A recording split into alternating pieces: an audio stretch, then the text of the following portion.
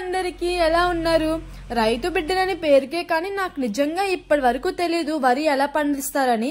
So అందుకే తెలుసుకుందామని చెప్పైతే వచ్చేసా అన్నని తీసుకొని. ప్రెజెంట్ ఎలానో వరి పండించే సీజన్ కదా, సో తెలుసుకుందామని అయితే వచ్చేసా. రోడ్డు మీద నడ్డం అంత ఈజీ కాదు అసలు, ఈ గట్ల మీద నడ్డం, దాని కూడా కొంచెం అనుభవం ఉండాలి. నేనైతే క్యాట్ వాక్ చేస్తాను లేక.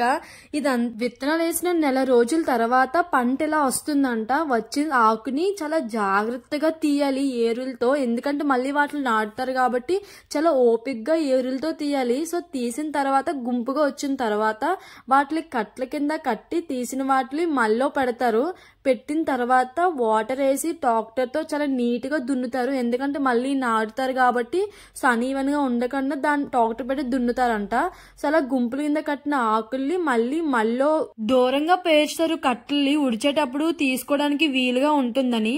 ఎవరైతే ఉడడానికి వస్తారో ఆ రోజు భోజనం కూడా పొలం గాల వాళ్ళే పెడతారంట. రోజంతా ఇంక అక్కడే ఉంటారు అది అయ్యే వరకు ఉడుపంతా.